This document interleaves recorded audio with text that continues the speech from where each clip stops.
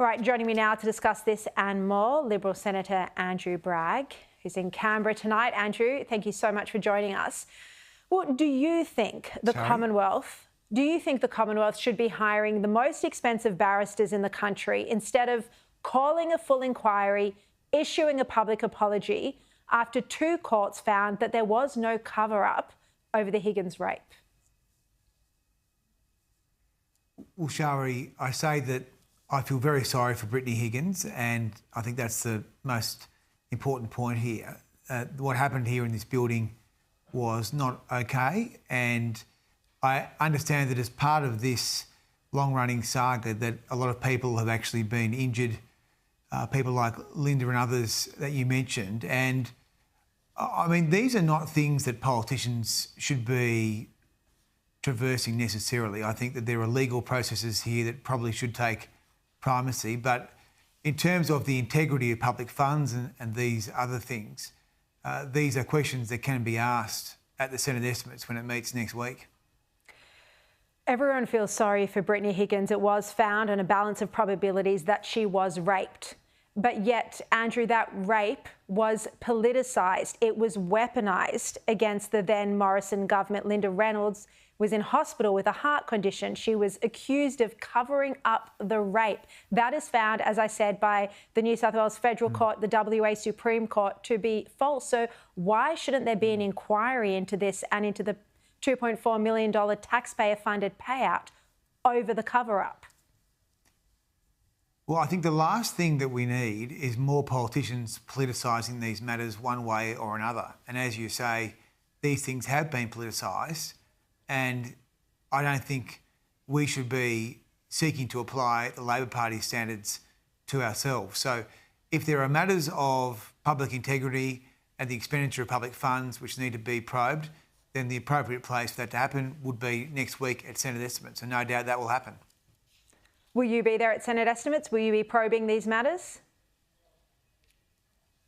Well, I think you know that my portfolio's in the economic sphere, so I'll be doing the economics estimates, but no doubt others will be undertaking those lines of inquiry as appropriate. But I don't think that these are opportunities for politicians to be teeing off on one another. I mean, we should remember what this is all about. Well, what it's about is the fact that what this is about is the fact that Linda Reynolds was accused of covering up a rape, and she's demanding transparency and accountability for that. Turning to another topic now, the head of Housing Australia, Carol Austin, quit just days before she was due to face a Senate grilling. This is amid reports by the Sydney Morning Herald of dysfunction, allegations by the Herald of dysfunction, bullying and a mass exodus of executives. But it raises big questions about the agency that was meant to deliver Labor's 1.2 million homes agenda, very far behind on that agenda. Andrew, you were the one who compelled Austin to front estimates. What did this resignation right before the hearing signal to you?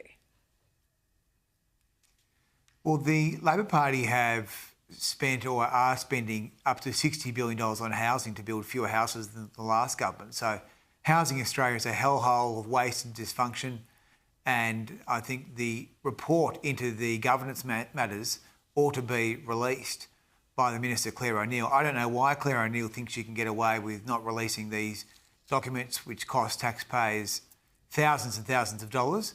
And I think taxpayers would be asking the question, well, what's wrong with the housing agenda? They're spending all this money, but we're not getting any houses. It's extraordinary. Do you have the latest figures on how many houses have been built at this point in time?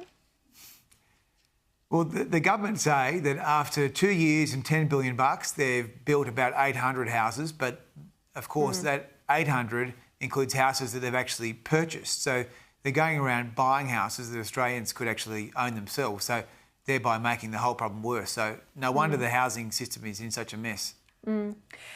Ted O'Brien gave a major speech today. He called bracket creep an assault on young workers. Do you think this is going to resonate with voters who feel that they just can't get ahead given the cost of living crisis, given inflation, bracket creep and you know, the slow wage growth? Well, I think bracket creep is a good thing to talk about, but I mean, the income tax system is more fundamentally broken than that. We have top tax rate, which is way too high. Middle income earners pay way too much tax. We're a country which is heavily taxed, heavily regulated. I mean, it's not a good place to do business. It's not a good place to feel that you're supported. We have an enormous welfare state where over half the population now receive a net benefit from the government. So we're very sick. We're becoming more like a European than an American country, which I think is very worrying. And I think people are over it. I think people feel the repression of the taxes and the regulation. And so I think Ted's on the right track. All right. Andrew Bragg, thanks so much for your time.